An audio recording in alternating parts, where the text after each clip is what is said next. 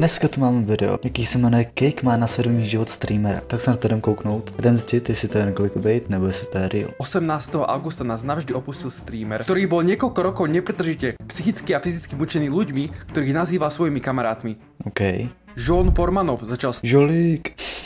Ty vole, Žolík nějak zestarl, ne? streamovaním Fortniteu ešte v roku 2020. Mal 40 rokov. OK, takže 5 let zpátky. 40? Však vypadá na 80. To ne, takhle nevypadá 40-letý lidi, ne? Bol nezamestnaný a býval spolu s jeho mamou. Na streamoch sa pomerne často nervil a buchal do vecí, čo mu pomohlo vytrčať Takže jako jakoby normální typ streamera, OK? davu. Všimol si ho jeden z popredných francúzských streamerov, TK78. Začali spolu hrávať a Jean tak Jakže francouzský nebo turecký? Počkej, já jsem trošku zmatený. z popredných francúzských streamerov Jo, francouzských, OK, takže to je z Francie. TK78. Začali spolu hrávať a Jean tak vedel prvýkrát zo streamu niečo zarobiť. Neišlo OK. o veľkú čiastku a mal relatívne skromné životné štandardy. Počas hrania No tak jakoby co potřeš ve 80, jakoby. poznáva aj Owena. Ten si ho z času na čas Čo, ale ono docela fit, ne? Napište holky do komentářů, jestli je fit nebo ne, jestli byste toho dědu dali. doberal pre jeho životnú Mých 15% žen nebo kolik tam je. situáciu a že i skrz svoj starší vek býva u svojich rodičov. Stal sa pre ňoho ľahkým terčom, mal nízke sebavedomie a drvivú časť života strávil izolovaný. Mal radosť, že s ním No a zároveň dejte odběr. Sice 5% vás má odběr, ale furt 95% ne, nebo kolik to je? aspoň niekto hrá. Jedného dňa mu Owen dal návrh, či by si neskúšil tvoriť streamy z reálneho života. OK. Súhlasil a spoločne s jeho kamarátom Safínom začali To je Francie? To je Turecko, ne? novú éru IRL streamov. Keďže vedeli, aké nervy Jean počas hrania hier dostával, chceli divákov zaujať práve tým. Verbálne urážanie sa tak zmenilo na fyzické násilie. Najprv to začalo zľahka, udieraním penovými rúrkami priamo do tváre. Ale teď, když se na to koukáš s tím názvem, co tam je, tak se řekneš jako, že WTF, co to dělali, ale vlastně, když se na to koukneš v tu dobu, tak to bylo vlastně možná i kamarádská sranda, víš, že to nemuselo to všichni brát tak vážně. Uvidíme. Avšak neskôr prišli s konceptom, že za dosiahnutie finančného milníka, ktorý musia diváci poslať, musí Jean splniť výzvu, ktorú mu dajú. Každý OK, takže prostě normální streamerská věc. mesiacom boli tak čím ďalej, tým násilnejšie. Napríklad počas živého vysielania bol použitý ako terč na streľbu z paintballovej pištole. Kričal o To je trošku už divný, ale dobře. bolesti medzi tým, čo osoba, ktorá ho strelila, tancovala a poskakovala od radosti. Alebo ho na streame škrtili. Prišli k nemu nenápadne zozadu, keď to ani len nečakal a začali ho dusiť. Či To je taky jako jaká normální kamarádská věc, takže zatím nic moc divného vlastně. raz chceli uskutočniť výzvu, aký maximálny čas bez kyslíku vydrží. OK, to už je trošku divný a pokud jsem to spal dech, tak jako co řešíme? Prestali až po neuveriteľných 2 minútach. Na videách je OK, ale co dobře, na to, že má 40, to je dobře. vidieť, že so správaním nesúhlasí. Vyjadruje OK, tak to už je trošku na piču, když s tím nesouhlasí, tak vole, co mu děláte, kokoti? odpor a fyzicky sa mu snaží brániť. Ostáva potom otázka, prečo sa na streamoch podielal aj naďalej a neodišiel. Owen mu Tak možná byl závislý na tom příjmu, ne? Proto možná neodešel, reálně. neustále tvrdil, že oni sú jeho skutoční kamaráti. Tí, ktorí ho vytrhli z osamelosti a chudoby. Presviečali ho, že bez príjmu spojeného so streamom nikdy nenájde manželku a nebude mať deti. A tak ostal streamovať ďalej. V nádeji, že práve vďaka platu 6000 eur mesačne To je nějakých... To je 147 000 korun. OK, chápu, možná už tam zůstal. ktorý mu dávali, sa mu napokon tieto dva jeho životné ciele splňa. Jednalo sa totiž o najväčší kick účet vo Francúzsku, takže bol vysoko zárobkový. Mal cez 190 000 followerov Jo, ten jeho, já jsem se, že ten toho kámoše, OK.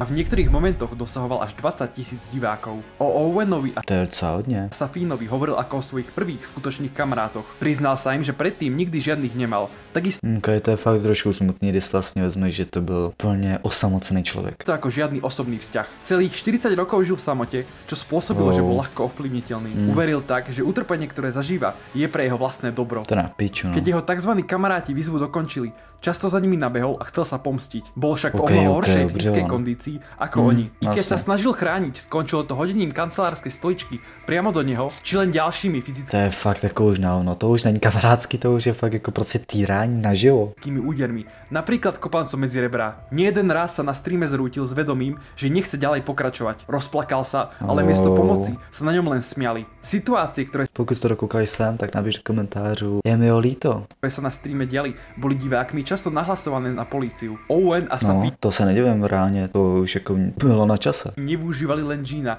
ale aj zdravotne postihnutého muža s internetovou prezývkou Kudu. V dôsledku veľkého množstva sťažností francúzska polícia zakročila a obaja spoločníci zo streamov boli v januári 2025 odvezený do cely predběžného zadržania. No fajn, ale tak furt takový, že zatím jenom CBZ, takže jak se ten příběh ještě vyvrbí. Avšak obvinenia zo zneužívania osôb so zdravotným postihnutím jednoducho popreli a i skrz desiatky Jak popreli, však vole, ten má nějaký papír ne, na to, že je debil nebo ne? hodín video A vole, jsou tam live streamy, tak piče, to Kik nemohl dát ty záznamy policii do piči, nebo co se děje? dôkazov, polícia z vyšetrovania jednoducho upustila. Jebe ti? 8. augusta tohto roku započali streamovací maratón. Spočíval v tom, že dokým nedokončia hru Chain Together, stream neukončia. Vo Tak to streamu ještě dodnes, ne? voľnom preklade ide hru preložiť ako pripútaný k sebe. Presne to aj spravili a Joona Ok, takže to udělali stejně jak Speed, nebo? a jeho spoluhráča Kudu zviazali navzájom reťazmi. V klipe je vidieť, že si výzvu rozmyslel a chcel skončiť. Miesto toho bol len spacifikovaný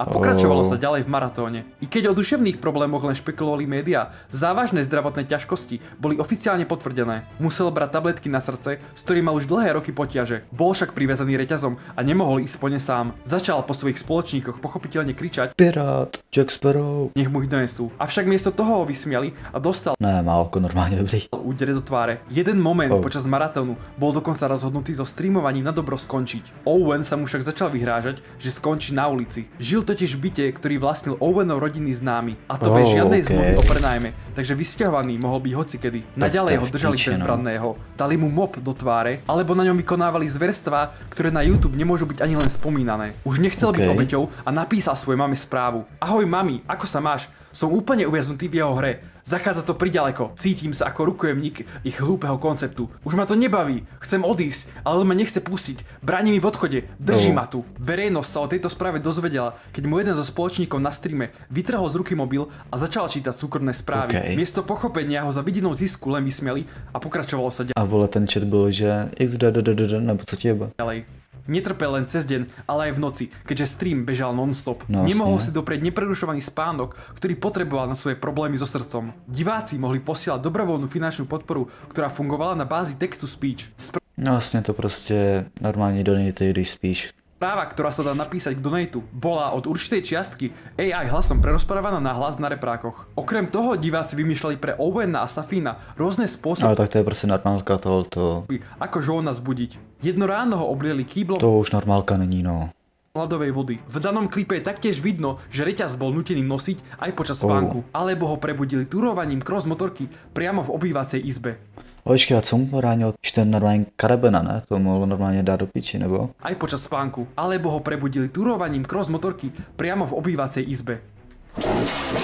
Jo, to je super probuzení, no.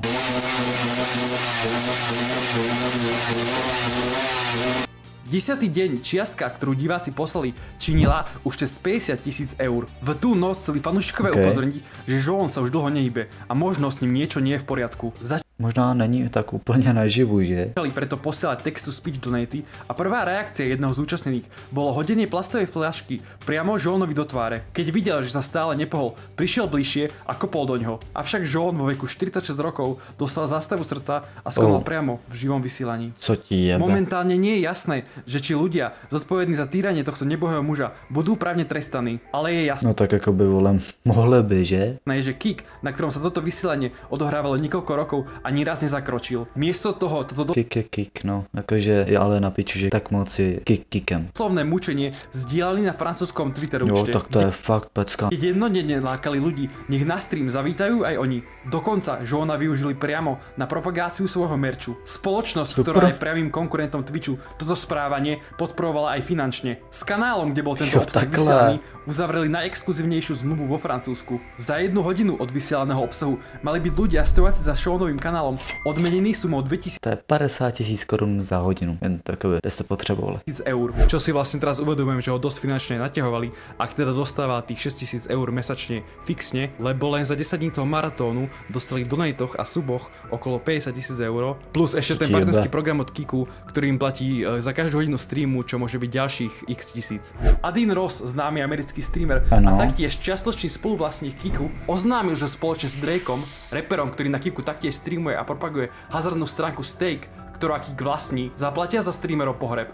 Čo je reálne najmenej, čo môžu spraviť, lebo No je, ale tak aspoň něco, že? Sú z veľkej časti zodpovední za jeho smrť a keby ho na Kiku v minulosti zabanovali, že len takéto správanie by sa nedelo a nikto by o život neprišiel. Určite je tam viac faktorov, ktoré toto spôsobili. Najväčšie dočinenie majú tí dvaja, ktorí ho tam týrali, spolu s ostatnými, ktorí sa účastňovali streamov, lebo nie stále tam boli sami dvaja. Extrémnu vinu tvoria ľudia, ktorí tento obsah sledovali a finančne podporovali. Z veľkej časti sa jedná hlavne o deti a mladistvých a teraz to bude taký podľa mňa najväčší výkričník, že takýto typ kontentu by sa podporovať nemal, lebo to môže skončiť Když vidíš, že už je něco až moc shady, tak by se to mělo řešit. veľmi, veľmi tragicky. A či už sú to TikTok livestreamy, na ktorých ľudia posielajú darčeky, aby si dotyčná osoba napríklad oholila hlavu alebo splňa rôzny iný trest a No, tohle to asi řešit už nemusíme. Tohle to je všechno k dnešnímu videu. Co si o tom myslíte?